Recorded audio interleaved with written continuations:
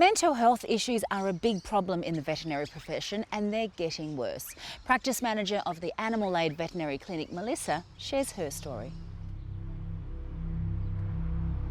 Against the general population within Australia, veterinary staff are 4 times more likely to end their own lives than the average population is. That would equate to about 1 veterinary staff member, vet, nurse, technician, every 12 weeks. Oh, that's a big number. It is.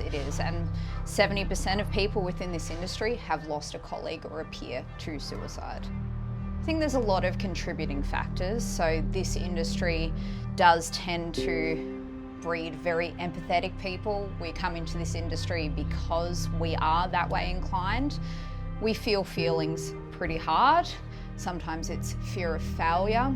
We do tend to put a lot on ourselves and we're just scared that we're going to let people down, scared that we're going to let the animals down, let each other down, and we don't tend to talk about it. And it's something that does need to change, but it's not something that everyone feels comfortable doing.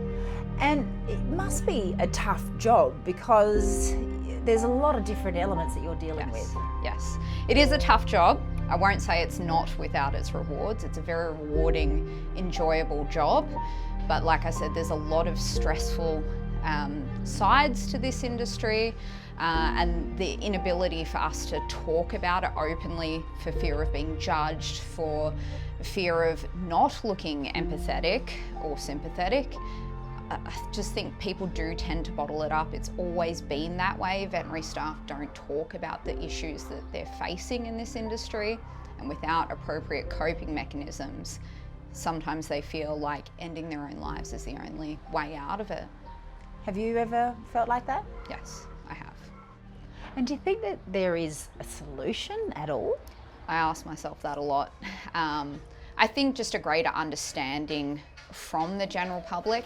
People that are in this industry are there for the right reasons, and certainly the stigma around what we do, and often we get called money hungry or money grabbing because there's no Medicare for animals like there is people. I feel like if people understood that we are doing it for the right reasons, that we're here for the animals, perhaps some of the abuse that we may cop would change and there wouldn't be as many issues.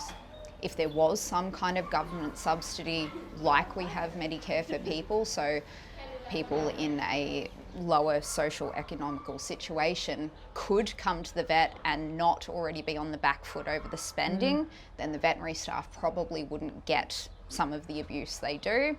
I think a good work-life balance is key to staying in this industry for a long period of time, because for us in this industry, it's not a 9 to 5 where we go home, we don't think about work. We're constantly thinking about what could I have done better?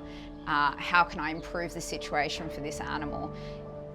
It's never going to change for us emotionally because that's the kind of people we are, but certainly having a better work-life balance is going to help people stay within this industry. So if people had things like pet insurance, takes the money issue out of it, would that help your job as well?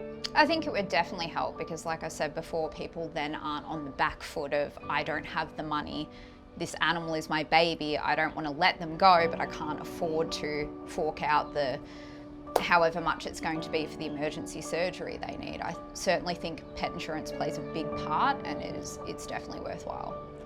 And do you love your job still though, despite all of this? I do. I can't imagine doing anything else. The next time you visit your vet, please remember what you've heard here today. After all, they're doing their best to help your pet.